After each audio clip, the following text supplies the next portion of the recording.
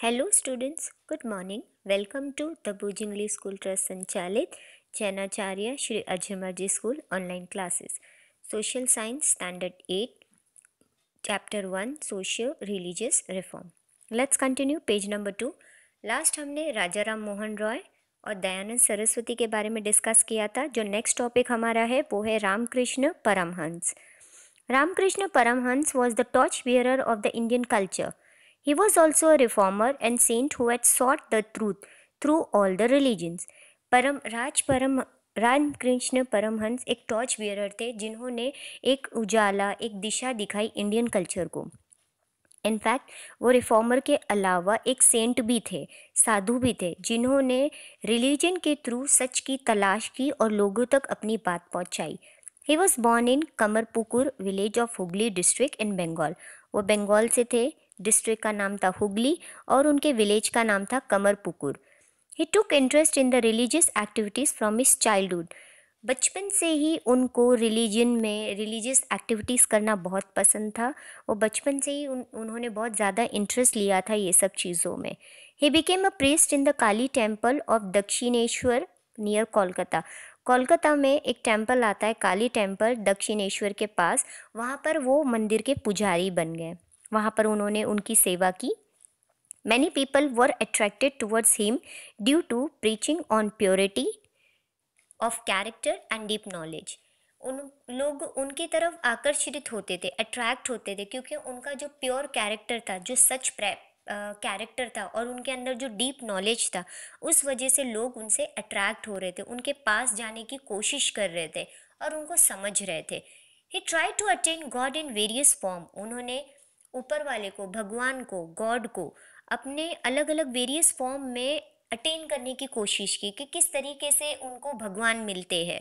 Many religious reformers like Keshav Chandra Sen, Dayanand Saraswati and others had obtain guidance from him. इनके रामकृष्ण परमहंस के पास बहुत सारे रिलीजियस रिफॉर्मर्स आए थे, जैसे केशव चंद्र सेन, दयानंद सरस्वती। उनके अलावा भी बहुत सारे ऐसे रिलीजियस रिफॉर्मर्स थे जिन्होंने रामकृष्ण परमहंस से गाइडेंस ली थी, यानी उनको वो फॉलो करते थे। Those influenced by the Western culture redeveloped their faith in culture and religion of India because of the preachings of Ramakrishna Paramhans. कुछ लोग ऐसे थे जो वेस्टर्न कल्चर से इन्फ्लुएंस हुए थे, यानी प्रभावित हो चुके थे। उनको वेस्टर्न कल्चर अच्छा लगता था, बट जिस तरीके से उन्होंने रामकृष्ण परमहंस की प्रीचिंग, यानी उन्होंने जो सिखाया, उनकी बातों को समझकर उन लोगों ने अपने कल्चर में अपना एक फेथ दिखाया, यकीन दिखाया रिलीजन में। Next we will talk about Swami Vivekananda. A Bengali graduate near named Narendranath Dutt 1863-1902 CE came into contact with Ramakrishna Paramhans, who reciprocated his quest for knowledge. Swami Vivekananda एक बंगाली ग्रेजुएट थे जिनका ओरिजिनल नेम था नरेंद्रनाथ दत्त। 1863 से लेके 1902 तक का उनका टाइम पीरियड है। जब वो रामकृष्ण परमहंस से कांटेक्ट में आए, उन्होंने बहुत सारी नॉलेज उनसे अटेन की, सीखी, बहुत सारी चीज़ें उन्होंने सीखी। Narendra became a disciple of Ramakrishna and became an ascetic यानी सन्यासी, later acquiring the name Swami Vivekananda. Narendra बहुत ही डिसिपल बन गए थे, रामकृष्ण के एक डिसिपल बन गए थे, यानी वो अपना उनको गुरु मानते थे और उनको फॉलो करते थे। उसके साथों साथ वो सन्यासी भी बन चुके थे।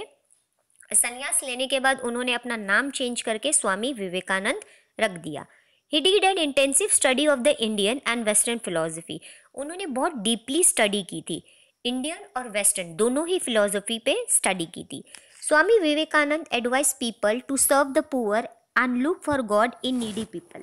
उनका मानना था स्वामी विवेकानंद का, और वो लोगों को एडवाइस देते थे कि आप गरीबों को सर्व करो, यानी उनको देखो, क्योंकि look for god in needy people, जो ज़रूरतमंद है उनमें आप भगवान को ढूंढो, उनकी मदद करो, आपको भगवान मिल जाएंगे। He imbibe pride for our rich cultural heritage and faith in a bright future in the Indian youngster. In fact उनको ऐसा था कि जो यंगस्टर्स है, इंडियन यंगस्टर है, वो ब्राइट फ्यूचर है हमारे देश के, जो हमारे कल्चर को, हेरिटेज को बढ़ा सकते हैं आगे। He attended the Parliament of the Religion in Chicago in the United States in the year 1893. उन्होंने 1893 में यूनाइटेड स्टेट में शिकागो में एक कॉन्फ्रेंस हुई थी, पार्लियामेंट की कॉन्फ्रेंस हुई थी रिलीजन को लेकर, जिनको उन्होंने अटेंड किया था. With his influential speech he provided understanding about the Indian philosophy and culture. उनकी जो स्पीच, उनका बोलने का जो वर्बल ट्रांसलेशन था, वो जिस तरीके से अपना स्पीच देते थे वो मोटिवेट करते थे लोगों को, और उन्होंने अपनी इसी स्पीच से बहुत सारी बातें यानी लोगों को समझाया कि हमारा इंडियन फिलॉसफी और हमारा कल्चर क्या है. He propagated the Indian culture by touring various countries like United States, Europe, Egypt, China, Japan, etc. उन्होंने बहुत सारी कोशिश की, प्रोपगेट किया, यानी हर जगह वो बहुत सारे इंडिया को छोड़कर दूसरे कंट्रीज़ भी गए, बहुत सारे टूर किए और हर कंट्री में जाकर लोगों को समझाने की कोशिश की कि इंडियन कल्चर क्या है. जैसे वो यूनाइटेड स्टेट गए, यूरोप भी गए, इजिप्ट गए, चाइना भी गए, जापान भी गए, इसके अलावा बहुत सारे दूसरे डिफरेंट कंट्रीज़ भी गए थे. He was an ardent supporter of the Indian culture and a devout nationalist. बहुत ही वो सपोर्टर थे, यानी लोगों को वो जो भी रिलीजियस रिफॉर्म्स करते थे उनको सपोर्ट करते थे और हमारे इंडियन कल्चर को प्रोटेक्ट करते थे. एंड डिवोट नेशनलिस्ट थे, यानी उनको नेशनलिज्म यानी अपने देश के प्रति बहुत ही प्यार था. He give the legendary slogan to the Indians, arise awake and stop not still the goal is achieve. उन्होंने एक लेजेंडरी स्लोगन दिया था जो आज भी यादगार स्लोगन है, इंडियंस को दिया था, अराइज अवेक, जागो लेकिन रुको मत जब तक तुम अपनी दिशा को हासिल, अपने एम को, अपने गोल को अचीव नहीं कर लेते हो. Swami Vivekananda established the Ramakrishna Mission in Kolkata in the year 1897 in the name of his guru. अभी हमने देखा कि रामकृष्ण को वो अपना गुरु मानते थे, उनके नाम पर ही उन्होंने एक मिशन, रामकृष्ण मिशन कोलकाता में स्टार्ट किया था. ईयर था 1897. It has its headquarter at Belur, और उनका हेडक्वार्टर था Belur. This mission adopted the ideals of service to mankind through various work. इस मिशन ने एक अडॉप्ट किया था एक मोटिव को, उनका आइडियल था कि लोगों की सेवा करो अलग अलग तरीके से, गरीबों की सेवा करना. The mission followed the slogan, service to man is service to God, by gaining motivation from the life of Ramakrishna Paramhans. Ramakrishna Paramhans से मोटिवेशन लेते हुए, उनकी लाइफ से मोटिवेशन लेते हुए उन्होंने एक ही चीज़ समझी और एक स्लोगन को फॉलो करते थे, यानी लोगों की मदद करना, सर्विस करना. It means it is service to God, यानी आप ऊपर वाले को हेल्प कर रहे हो और उनके तरफ आप जा रहे हो. This mission opened schools across the nation for imparting education.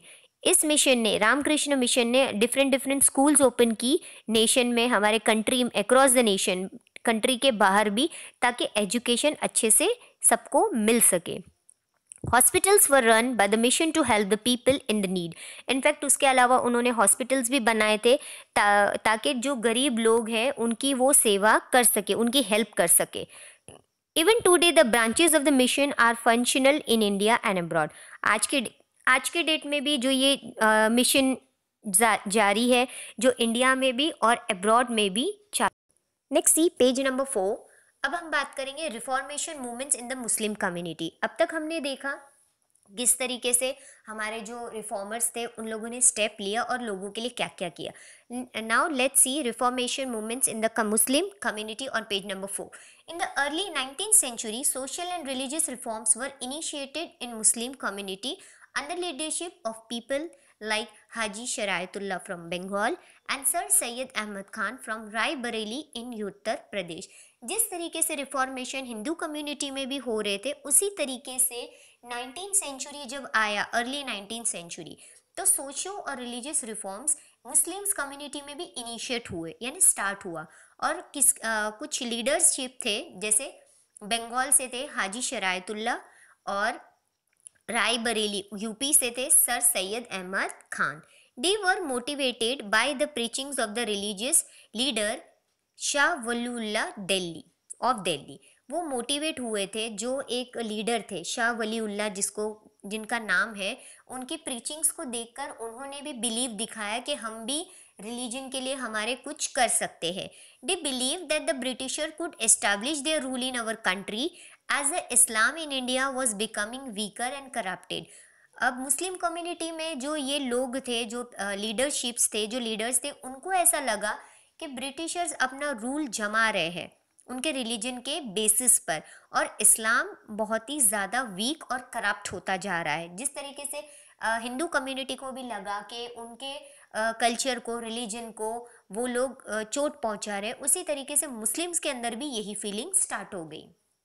They started Wahhabi movement in order to strengthen the Islamic religion and culture and also to make it purer. उन्होंने भी वहाबी मूवमेंट स्टार्ट किया ताकि वो Islamic religion को और culture को अच्छी तरीके से प्योर रख सके और उसके ऊपर कुछ प्रॉब्लम ना हो। Many Muslims started acquiring English education due to the impact of the Wahhabi movement and the growing influence of the Western culture. In fact, बहुत सारे मुस्लिम्स ने इंग्लिश एजुकेशन को अप्रूव किया और वो पढ़ाई करने लगे वहाबी मूवमेंट के इम्पैक्ट के बाद, और वेस्टर्न कल्चर को भी इन्फ्लुएंस करना स्टार्ट कर दिया। However, due to the orthodox nature of the ulema, a large number of Muslims remained deprived of the English education. कुछ ऐसे उलेमास थे जो प्रिस्ट थे जिनका नेचर था ऑर्थोडॉक्स, वो पुराने ज़माने के ख्यालात रखते थे। इस वजह से बहुत सारे ऐसे मुस्लिम्स थे जिनको इंग्लिश एजुकेशन नहीं मिल पाया, सोशल अवेयरनेस भी नहीं मिली और रिफॉर्म्स।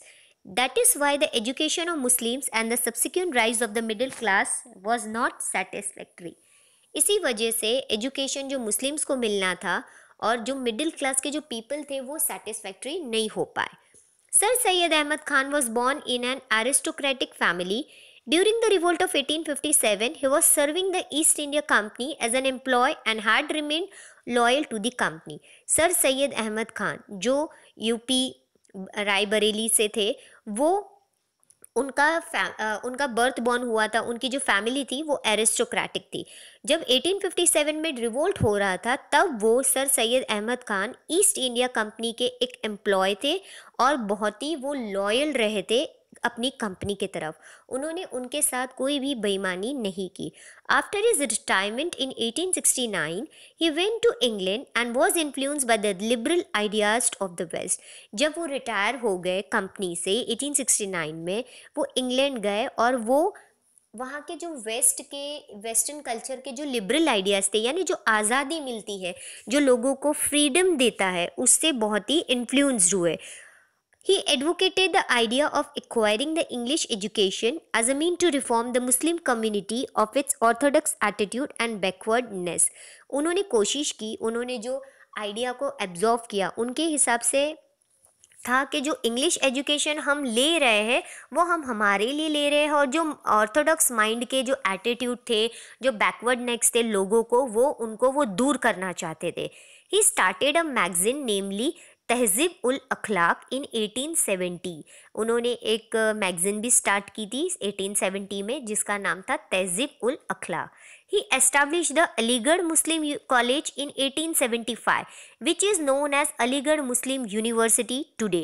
In fact, उन्होंने एक कॉलेज स्टार्ट किया था जो प्रेजेंट में हम देखा जाए तो अलीगढ़ मुस्लिम यूनिवर्सिटी के नाम पे जाना जाता है, और स्टार्ट हुआ था 1875. He started the books of English literature and science in Urdu language and tried to make the Muslims familiar with the branches of knowledge from the West. उन्होंने कोशिश की, अगर उनको इंग्लिश नहीं आ रहा है लोगों को, तो उन्होंने कोशिश की जो इंग्लिश लिटरेचर है और साइंस है उसको उर्दू में ट्रांसलेट करके लोगों तक अपनी बातें पहुंचाना, ताकि वो भी वेस्टर्न कल्चर से थोड़े एडवांस हो और उनको नॉलेज मिले। ही अपोज द विल सिस्टम यानी बुरखा प्रथा and child marriage and advocated education for girls and window remarriage. Same उनका भी यही मानना था, जो एविल सिस्टम्स थे यानी बुरखा पहनकर घूमना, कंटिन्यू किसी को देखना नहीं, चाइल्ड मैरिज बच्चों की जो शादियां होती थी, इनफैक्ट जो गर्ल को एजुकेशन नहीं देना चाहते थे, और विडो रीमैरिज, इन सब के लिए उन्होंने अपोज किया।